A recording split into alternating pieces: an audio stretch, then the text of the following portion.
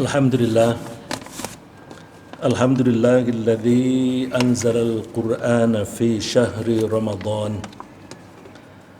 Ashhadu an la ilaha illallah wahdahu la syarikalah wa ashhadu anna Muhammadan abduhu wa rasuluh al-mab'utsu ilaina bil bayan.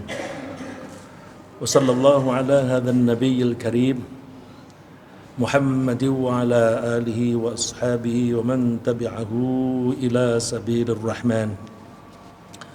Qala Allah Ta'ala fi kitabil karim, a'udzu billahi minasy syaithanir rajim. Inna anzalnahu fi lailatin mubarakatin inna kunna munzirin. Fiha yufraqu kullu amrin hakim. Amran min indina inna kunna mursilin. Wa qala aydan afala yatadabbaruna al-Qur'an walau kana min indi ghairi Allahi lawajadu fihi ikhtilafan katsira. Amma ba'd, faya ibadallah ayyuhal hadirun yarhamukumullah, usikum wa iyaya bitaqwallah. Ittaqullaha bimtithali awamirih wajtinabi nawahih. Ittaqullaha haqqa tuqatih wa la tamutunna illa wa antum muslimun.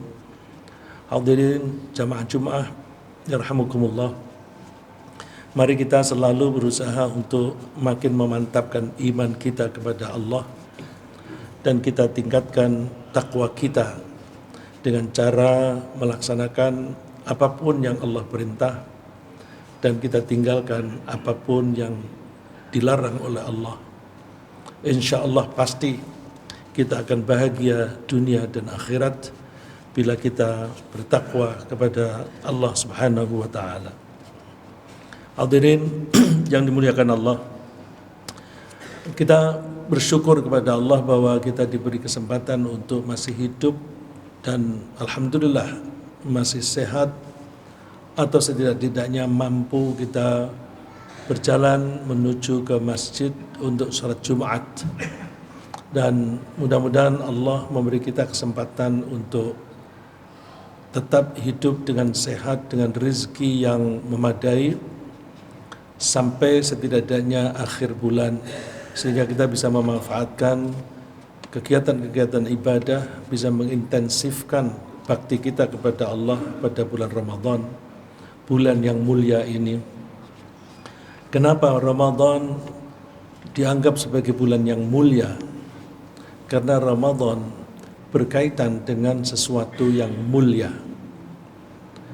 Logikanya, mari kita perhatikan bahwa Allah lah satu-satunya yang mulia, karena hanya Allah yang bisa menciptakan dan bisa mengatur alam raya dengan mekanisme, dengan sistem yang terpadu, sehingga alam raya ini tetap awet sampai bermiliar-miliar tahun.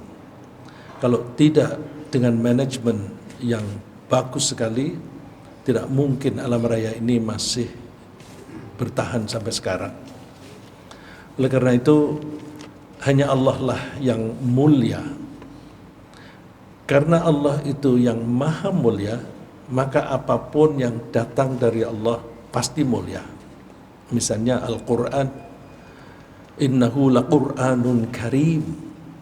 Sesungguhnya ini adalah Al-Quran yang mulia.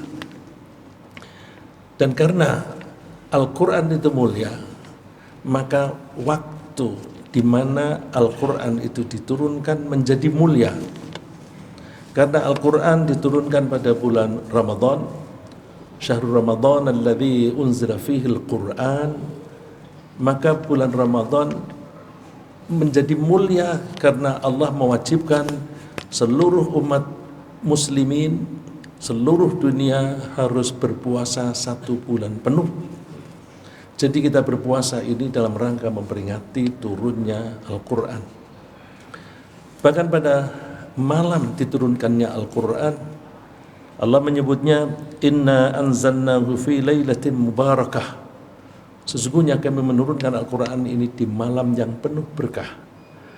Berkah adalah banyaknya kebaikan, dan kebaikan itu tumbuh lagi, dan tumbuh terus. Pada malam diturunkannya Al-Quran, Allah menawarkan bonus yang besar-besaran kepada kita.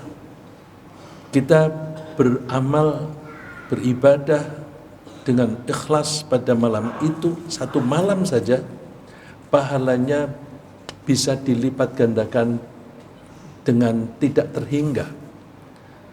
Kenapa tidak terhingga? Karena Allah menyebut nilai beribadah di malam itu khairum min alfis syahr, lebih baik dibanding dengan beribadah dan berjuang dalam waktu 1000 bulan. 1000 bulan kalau hanya satu malam itu 60.000 kali. Allah tidak menyebut sama dengan 60.000 kali, tetapi lebih baik, khairum min alfis syahr. Oleh karena itu sangat sayang kalau kita ini tidak menjadi mulia karena Al-Quran. Kalau Allah itu mulia, firman-Nya mulia, maka kita kalau ingin menjadi mulia, kita nempel saja pada Allah melalui firman-Nya Al-Quran. Kalau kita mau menekuni, membaca, merenungkan maknanya, dan menerapkan ajarannya, maka insya Allah kita akan menjadi mulia.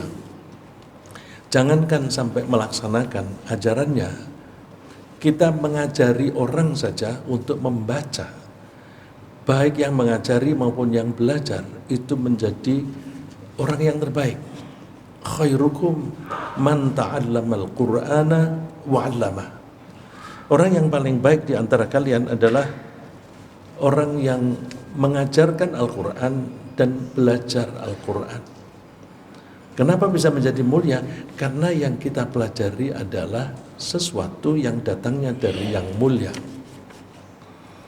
Dan nanti pada akhirnya, bekal yang paling bagus kita bawa untuk menghadap Allah di hari kiamat, bekal yang paling bagus adalah bekal yang datangnya dari Allah itu sendiri, yaitu Al-Quran.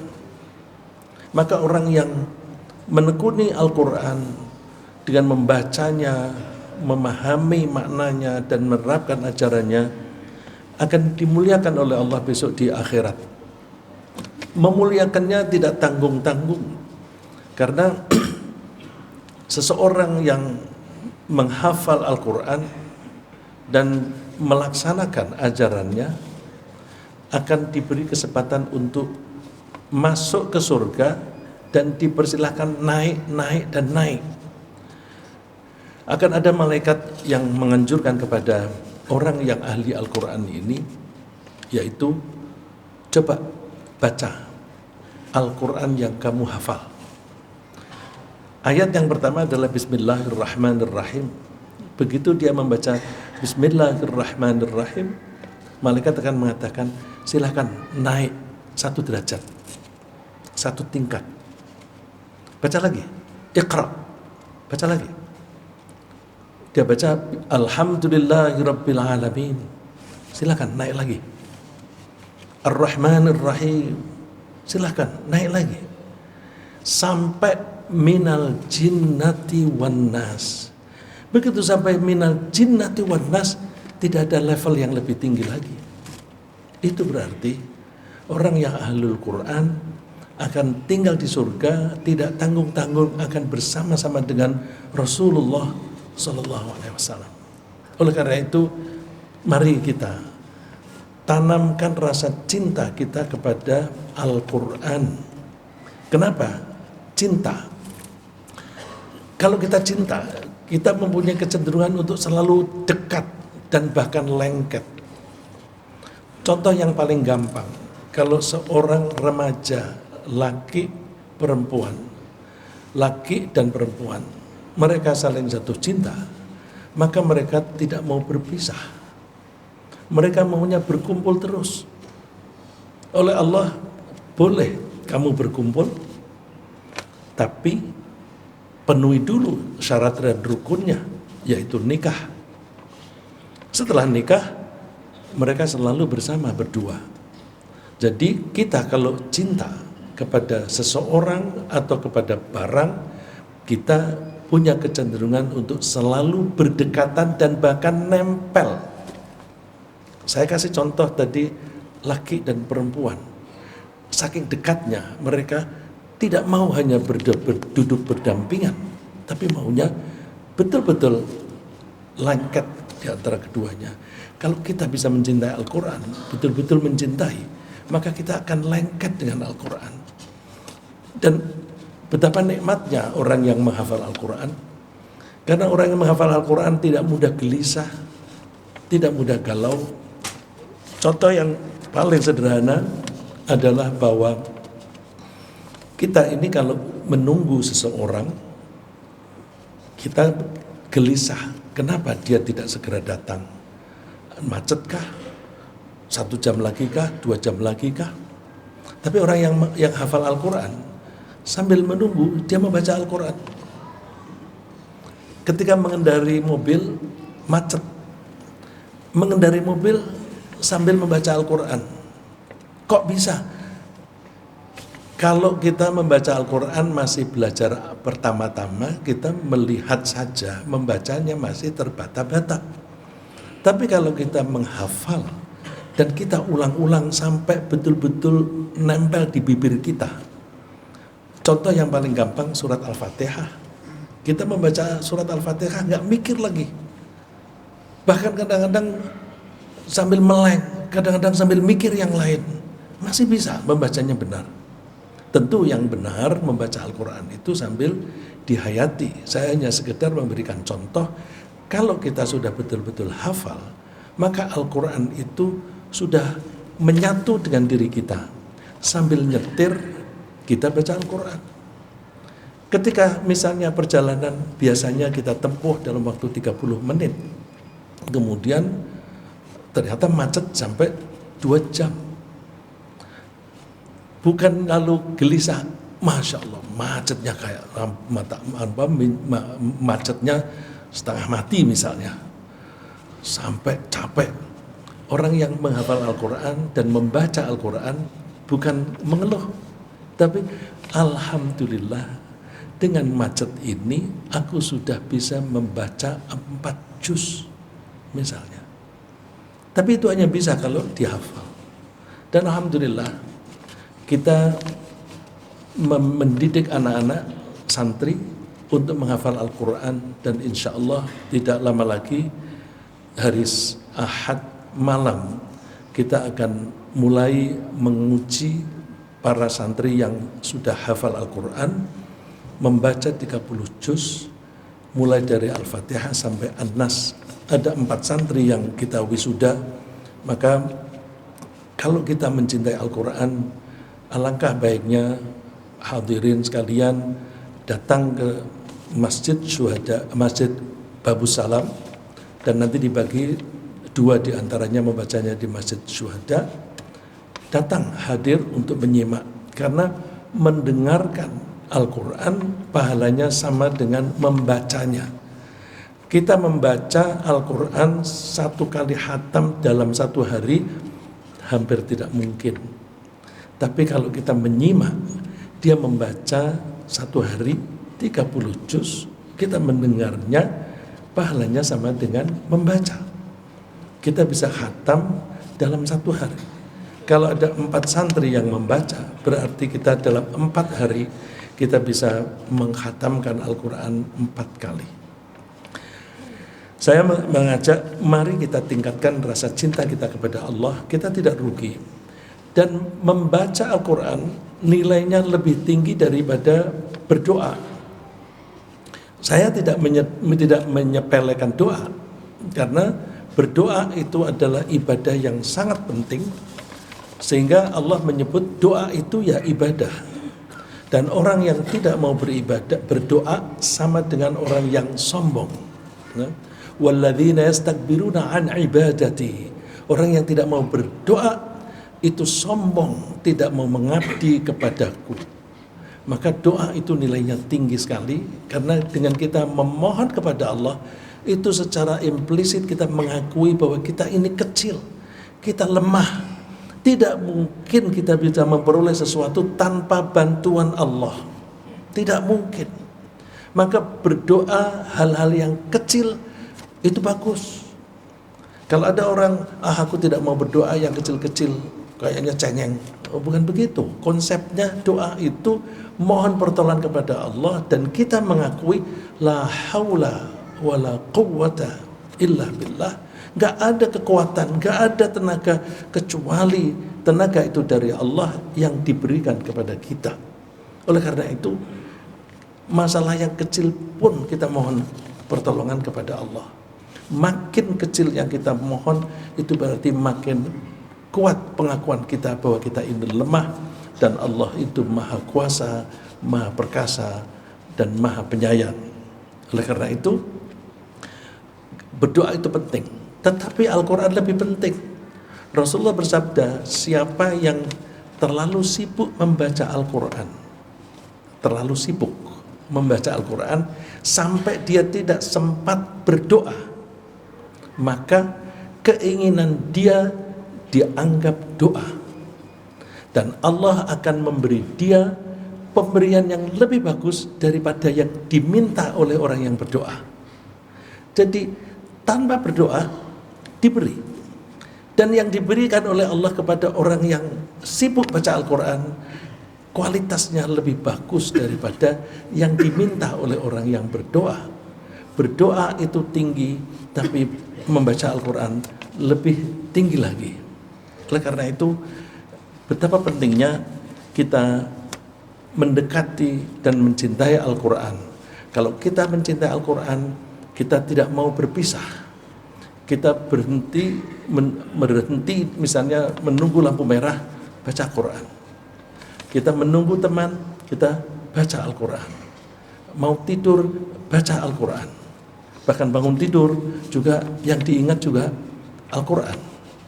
Misalnya, ketika kita tidur, sering-sering kali kalau kita terbangun pada jam 3, saat itu adalah masa di mana otak kita, akal kita itu gelombangnya rendah, gelombang alfa.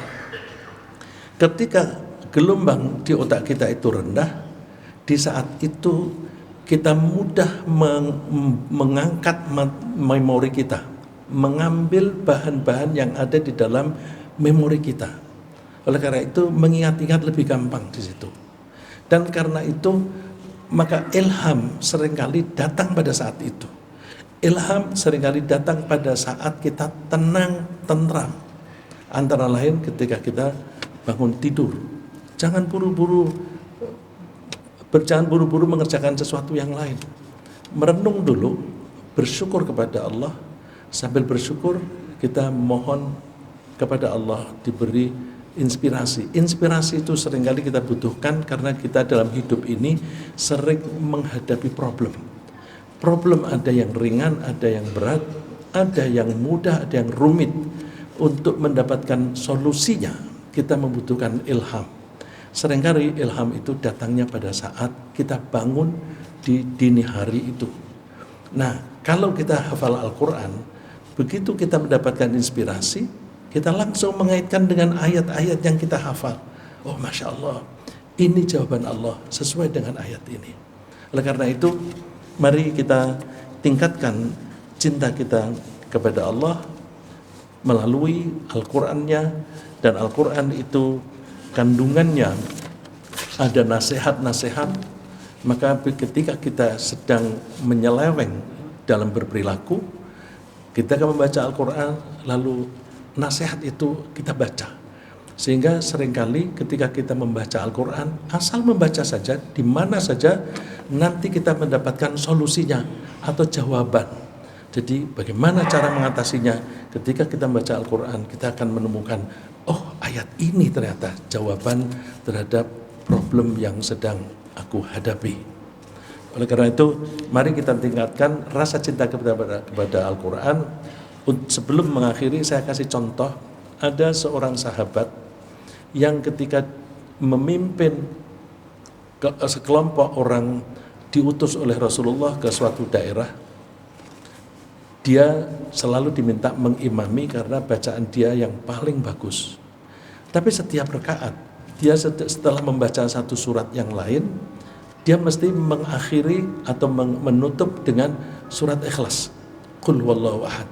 Jadi misalnya kalau kita ini membaca yang pendek, habis membaca wadduha wal laili idza saja, terus diakhiri dengan Qul huwallahu ahad, Allahus samad. Nanti rakaat kedua juga begitu. Kebiasaan ini ditanyakan oleh para sahabatnya, para temannya yang dalam rombongan itu, kenapa kamu selalu membaca Qul huwallahu ahad? Ya aku suka. Kalau kamu nggak suka, ya kamu jangan makmum kepada saya, cari imam lain. Tapi karena dia bacaan yang paling bagus, maka dia selalu mengimami. Setelah kembali lagi ke Madinah, mereka lapor kepada Rasulullah kelakuan orang itu. Lalu Rasulullah bertanya, kenapa kamu selalu membaca Qul huwallahu ahad? Dia mengatakan, aku sangat mencintai surat ini. Surat ini menceritakan tentang sifat Allah yang Maha Esa dan betul-betul Maha Esa. Aku sangat mencintai surat ini.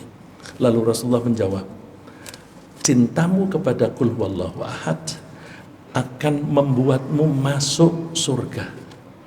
Bayangkan, satu surat pendek, kalau kita melihat di mushaf, hanya satu baris. Mencintai satu baris saja bisa mengantarkan kita ke surga, bisa menolong kita seandainya kita banyak dosa, kemudian kita akan dimasukkan ke neraka. Surat Ikhlas itulah, Al-Quran lah yang akan menolong, yang akan memberi syafaat. Jangan kamu buang dia jangan kamu lemparkan ke neraka. Di hatinya ada aku. Kalau kamu membakar dia, sama dengan kamu membakar aku. Surat Al-Ikhlas. Karena itu, mari kita tingkatkan cinta kita kepada Allah, dan mudah-mudahan Allah selalu membimbing kita dan selalu menanamkan rasa iman, rasa cinta kita kepada Allah dan Rasulnya, dan kepada Al-Quran sampai akhir hayat. Barakallahu li wa lakum fil Qur'anil azim wa naf'ani wa iyyakum bima fihi minal ayat wa dzikril hakim wa taqabbala minni wa minkum tilawatah innahu huwal ghafurur rahim.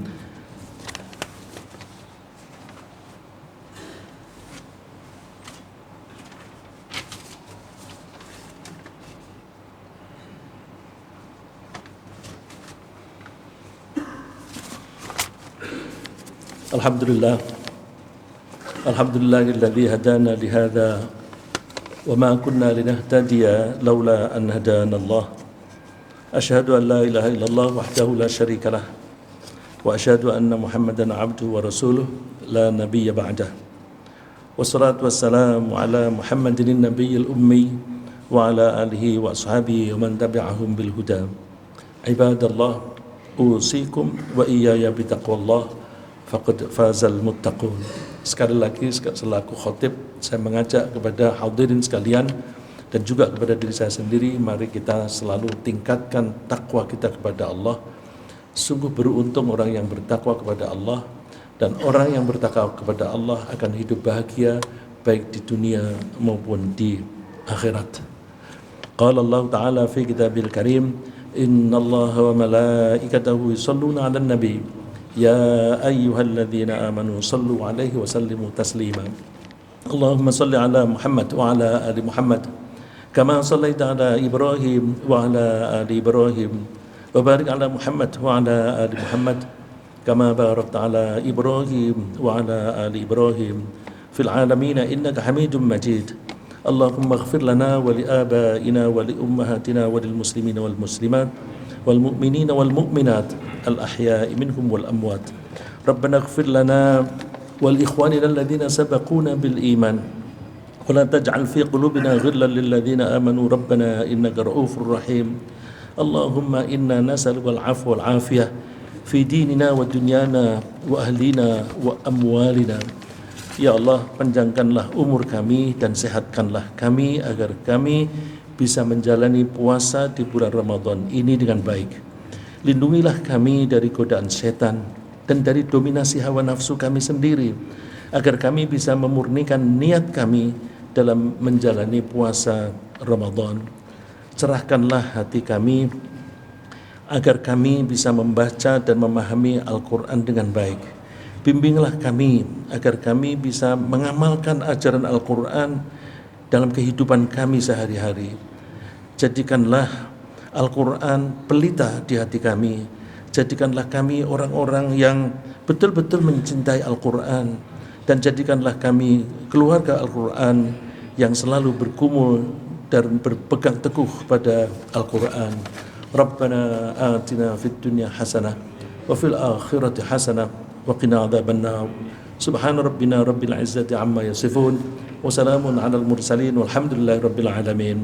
Ibadallah, innallaha ya'muru bil 'adli wal ihsan wa ita'i dzil qurba wa yanha 'anil fahsya'i wal munkari wal baghi.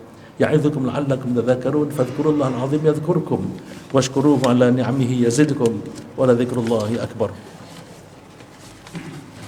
الله أكبر الله أكبر.